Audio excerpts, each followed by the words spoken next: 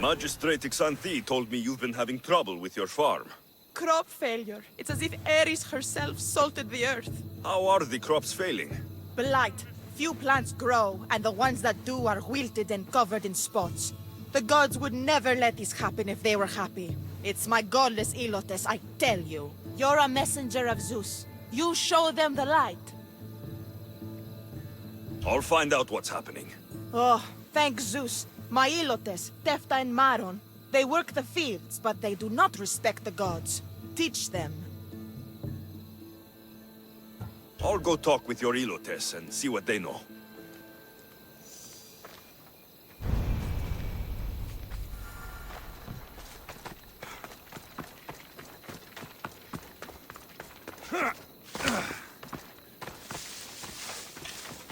Mistios. Yere, your master claims this blight is the will of the gods.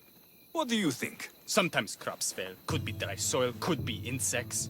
It's a shame about the donkey. He was more crucial to the farm's success than the master. Or you, for that matter.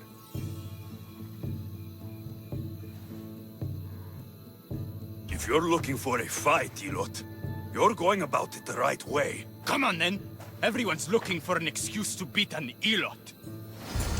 No quarter asked or given.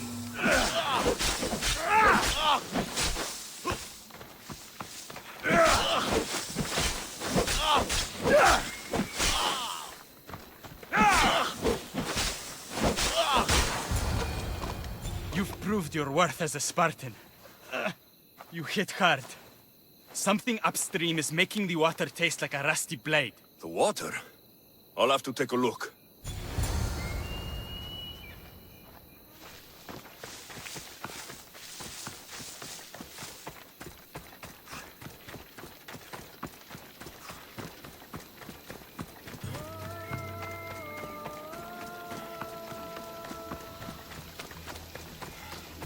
Mauled to death.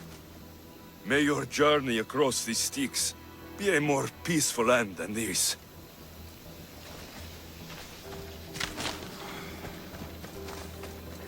Debris might be getting stuck in this net. Maybe the dead man was a fisherman.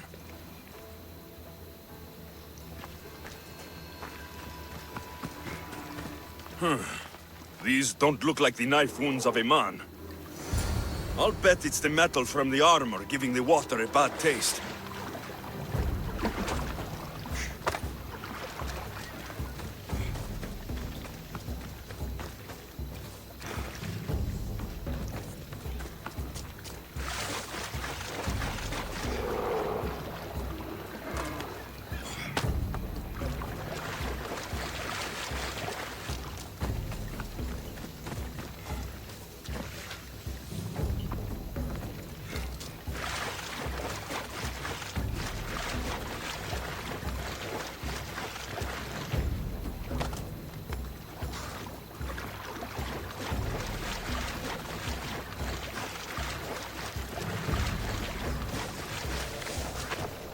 Ugh, that smell is going to linger on me. At least the river runs clear now.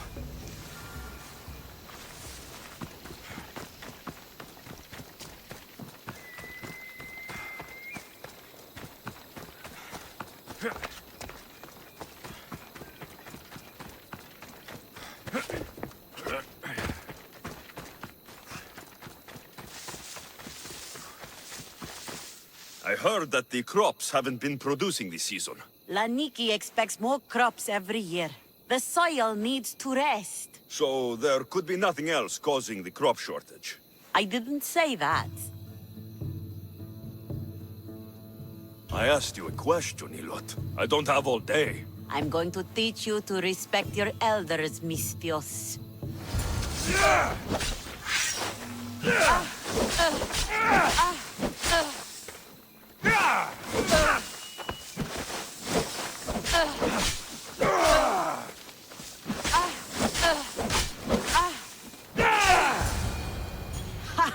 You call that a fight? You barely winded me. I just need to sit down. Tell me what you know. When I was a girl, the farm I lived on suffered a blight. My master burned everything. The plants, the diseased animals. Must have been quite the smell. Quite the offering to the gods. The ashes fed the soil, and the next year, the stocks were higher than ever before. I hope you're right.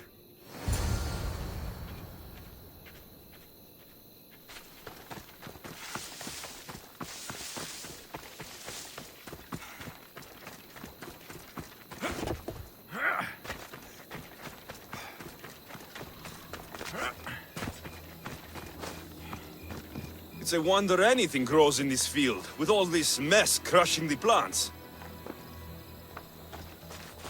The tanners in Kefalonia use something that smells awful to make leather. It can't be good for the soil. The earth is stained here. That can't be good for the soil. It seems like fire is the only way to be sure of ending this blight.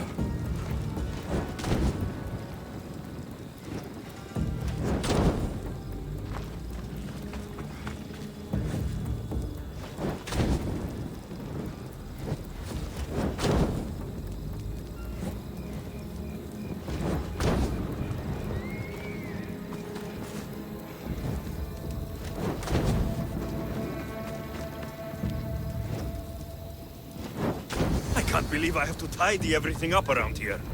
Now I'm beginning to understand Tefta's anger.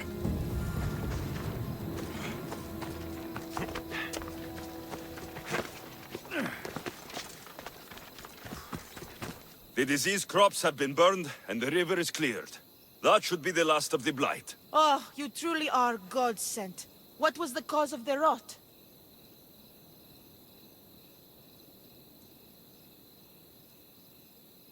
I can see why your Ilotes would anger the meteor. Yes, you see how they mistreat me and disrespect me? They don't know how good they've got it. I'm glad you were able to strike a modicum of fear and respect into them. We must all learn to fear and respect the gods. To do otherwise is to risk their wrath.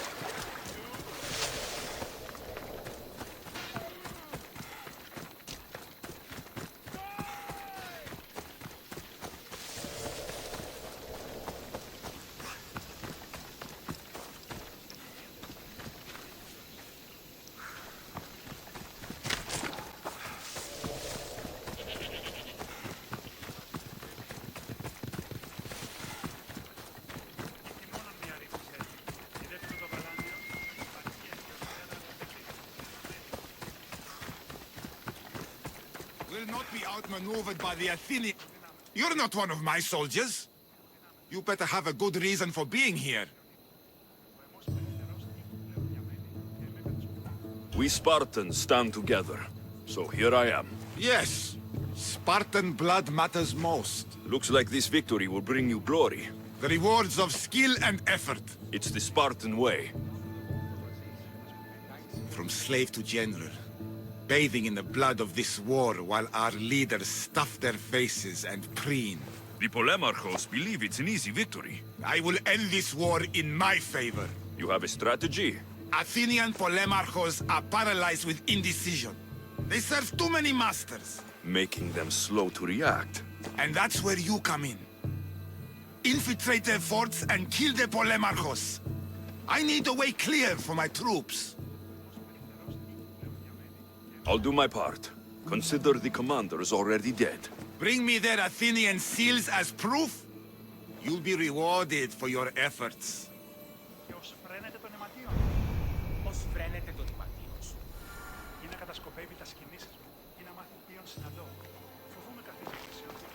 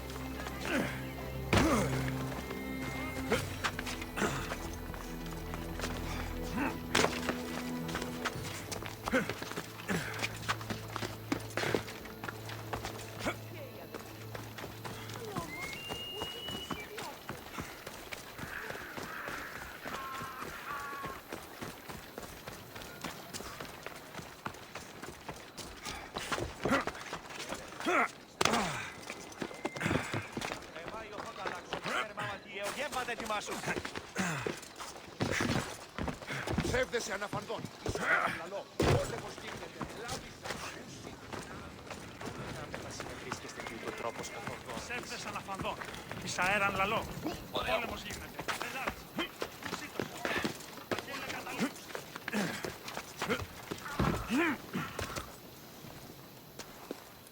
You are the eagle bearer.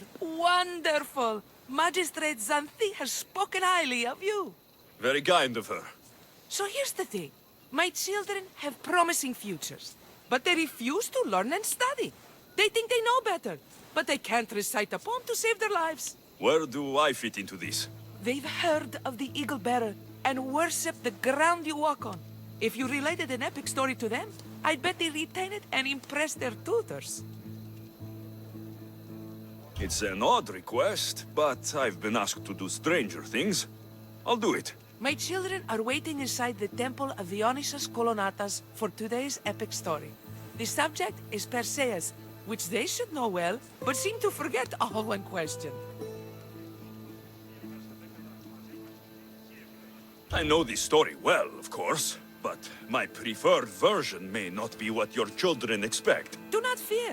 If you need a reminder, there are many relics related to Perseus in the hall adjacent to the temple of Dionysus Kolonatas. Good to know.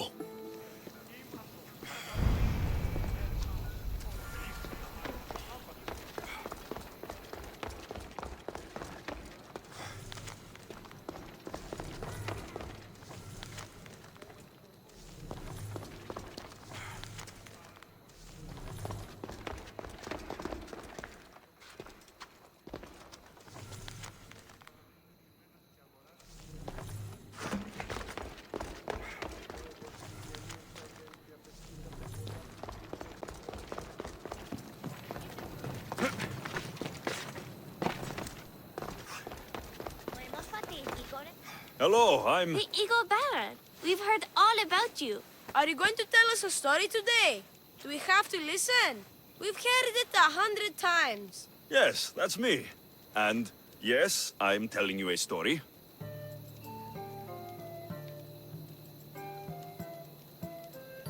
Gather round and listen, children, while I spin you the yarn of Perseus.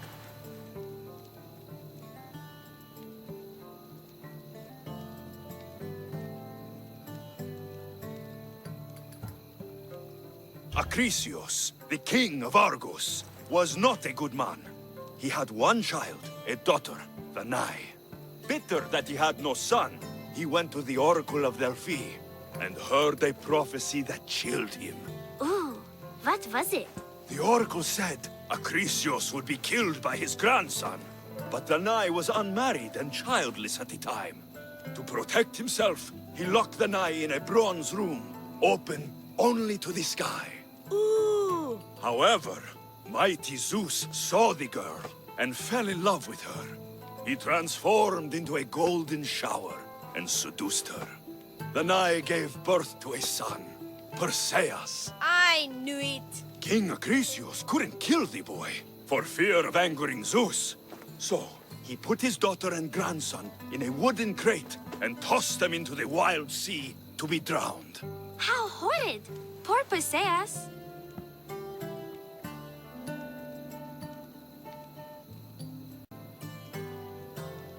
Perseus and his mother Danae were rescued on the island of Seriphos, and Perseus grew up under the care of a kindly fisherman, Victis. Lucky them. Did the gods help? Maybe. Perseus learned to swim and ride and fight, and how to be good and just, even though his father was only a fisherman. I can do all those things too. Yeah, good for you. Except swim. Or be just. Hush. Now, Victis' brother was ruler of the island, but he was not a good man. He's scum. The cruel king of Seriphos, Victis' brother Polydectes, decided he wanted to marry Danae, for she was still beautiful and noble. But Perseus knows his mother does not want this. Victis couldn't stop his brother, so it was up to Perseus to interfere and be annoying. Christos, that's your job. I will keep the stinky king from marrying you. The cruel and, stinky king became angry.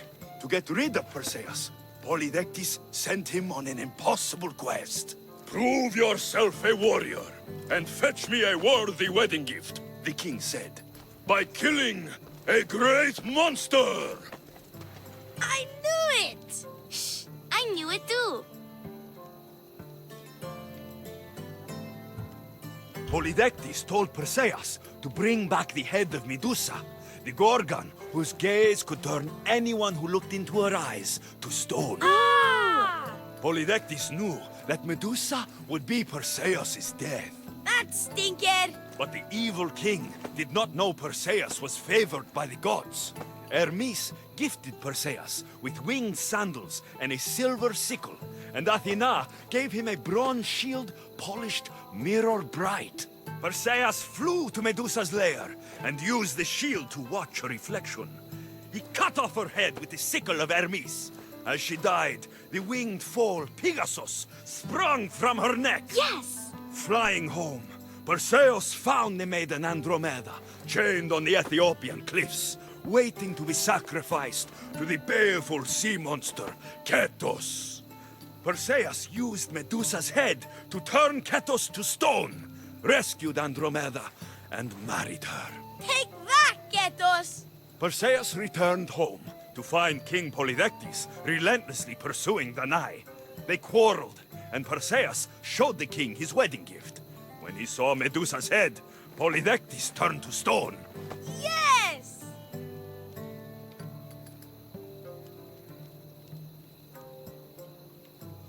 Perseus traveled to Argos with his family, and one day competed in the great athletic games. He hurled the discus, and his throw was so great that it shot into the stands and struck King Acrisius. So doing, Perseus killed his grandfather and fulfilled the prophecy. Hurrah! You can't escape your fate. In the end, Perseus and Andromeda settled in Mykene as king and queen, and had 7 sons and 2 daughters, the Perseidae. That was a great telling of the tale. I'll never forget it. Maybe the best. I can't wait to tell all my friends. Ah, thank you. I couldn't help overhearing the end of your story. Truly inspiring, Eaglebearer. Thank you.